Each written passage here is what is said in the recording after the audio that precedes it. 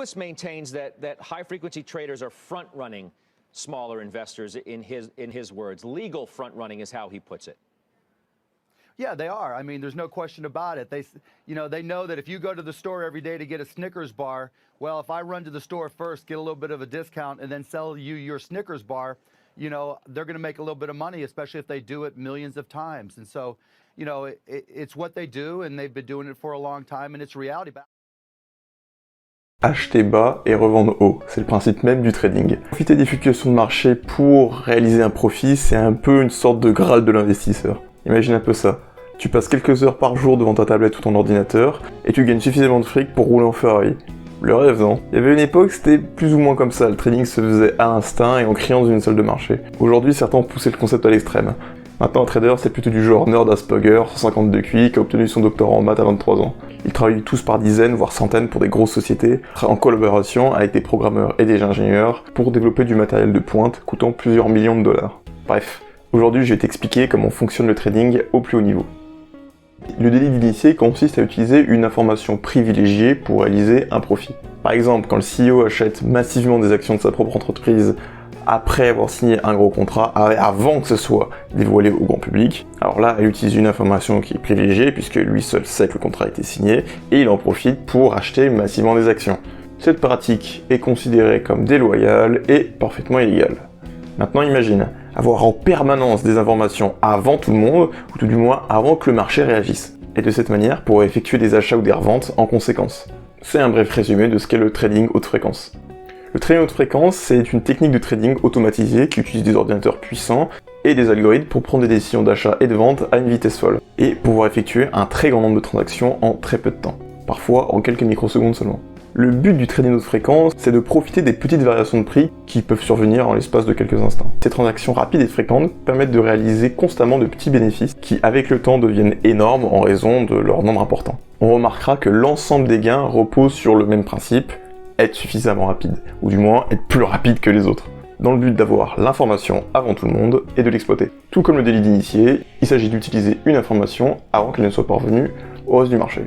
Certains ont fait de cette pratique leur spécialité et s'assurent d'écraser toute concurrence. Le trading haute fréquence repose sur des infrastructures avancées, notamment des serveurs à faible latence, des connexions internet très rapides et des colocalisations dans les centres de données de bourse. C'est-à-dire, par exemple, être directement broché au Nasdaq. On parle ici d'effectuer des gains de temps qui se comptent en millisecondes, voire même en microsecondes. Et pour rappel, il y a 1000 millisecondes en une seconde, donc c'est une durée hyper courte. C'est le temps mis par une balle d'AK-47 pour parcourir un centimètre.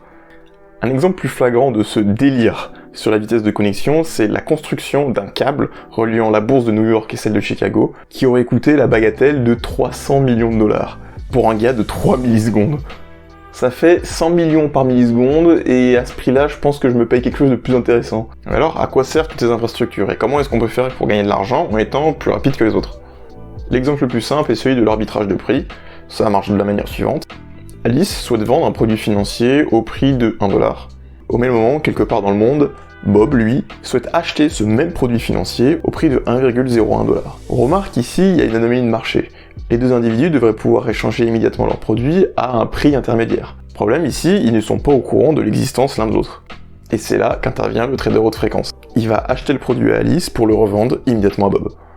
Le trader va alors réaliser un profit de 0,01 $, mais sans prendre aucun risque. De telles opportunités existent bien sur les marchés, cependant elles sont complètement invisibles à l'œil nu. Et oui, puisqu'il y a des armées de traders haute fréquence qui font ça en permanence. Ils surveillent leur apparition pour les corriger presque instantanément. Et dans la foulée, réaliser un profit. Une chose à remarquer, c'est que le trader haute fréquence ne s'intéresse même pas aux produits qu'il achète et qu'il vend. Ça peut être absolument n'importe quoi, même de la merde en boîte, le fonctionnement resterait absolument le même, et le profit aussi. C'est donc à ça que sert le trading haute fréquence, corriger des anomalies de marché. Évidemment dans le but d'obtenir un profit. Tu dois t'en douter, s'il y a autant d'investissements là-dedans, donc je parle du câble à 300 millions par exemple, c'est sûrement que les profits doivent être colossaux. Et oui, ils le sont. Mais quand on parle de fonds quantitatifs, le roi des rois est souvent assez méconnu, tant il préfère rester dans le secret. Il s'agit du fonds le plus performant de l'histoire, démarré en 1982, et toujours en activité, le fonds Médaillon de Renaissance Technologies, dit Rentech, fondé par le mathématicien de génie Jim Simon. Depuis 1988, le fonds réalise une performance moyenne annualisée de 66% par an. battant très largement tout ce qui est connu aujourd'hui.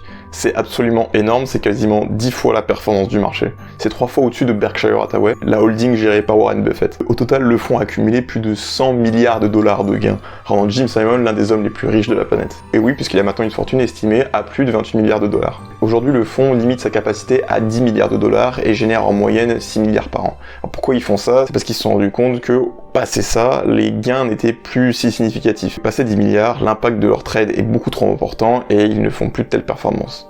C'est simplement qu'il n'y a pas plus d'argent à gagner sur les marchés. Alors avant de chercher comment y investir ton argent, je te le dis immédiatement, tu ne peux pas. L'accès au fonds est réservé uniquement aux employés. Renaissance Technologies utilise une tonne de stratégies, et dont des bien différentes que celles que je t'ai présentées précédemment. Précisément, le fonds utilise absolument tout type de stratégie permettant d'engendrer un profit. Pour ça, Jim Simon a rassemblé les plus grands mathématiciens, physiciens et informaticiens du monde. Grâce à ça, il a développé un système capable d'analyser et de trouver automatiquement des anomalies de marché, de proposer des recommandations d'achat ou de revente pour les corriger et réaliser un profit. Le système va réussir à détecter des patterns, pas des patterns obvious genre épaule tête épaule ou Barty son inversé. Ici, il s'agit de patterns qualifiés de fantômes par l'équipe de Renaissance Technologies, tant ils sont difficiles à discerner et tant il faut être rapide pour les exploiter.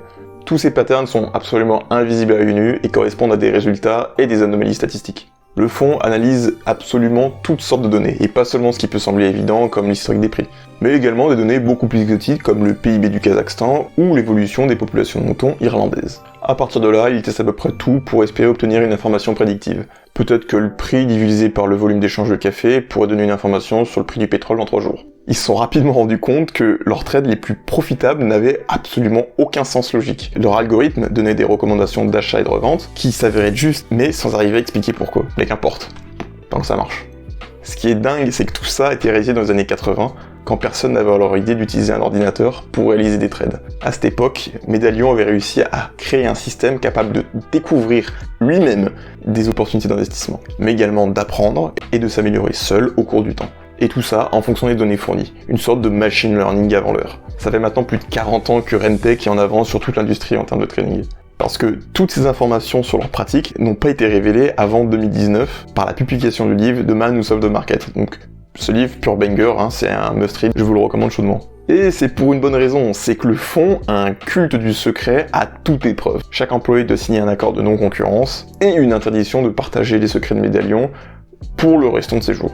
Pourquoi ils font ça? Tout simplement parce que si les stratégies venaient être révélées, alors d'autres pourraient en profiter et elles ne deviendraient plus rentables. Il est dit que Medallion exploite des inefficiences de marché si fortement qu'elles sont maintenant complètement invisibles. Et oui, puisqu'il les corrige immédiatement. La question que tu peux le poser, et qui sont posées également, c'est mais d'où vient cet argent? Rentech corrige des anomalies de marché, anomalies causées par d'autres traders qui sont mal informés, en tout cas moins bien informés, et qui auraient fait des erreurs dans leurs transactions. En clair, ils ont mal estimé un prix et ont acheté trop haut ou vendu trop bas. À cette époque, les employés de Rentech pensaient qu'il s'agissait de dentistes fortunés mais amateurs dans le trading. Et c'était vrai. Mais il s'agissait aussi de tout institutionnel n'ayant pas la précision de Rentech dans l'évaluation des prix. Aujourd'hui, Rentech réalise toujours une performance à plus de 60% par an. Et encore une fois, d'où vient l'argent? Si tu es du genre à trader sur le forex, alors je suis désolé de te l'apprendre, mais leurs profits viennent de toi. C'est toi qui achètes trop haut, c'est toi qui vends trop bas. Et c'est pas un problème de compétence, c'est surtout un problème d'outils.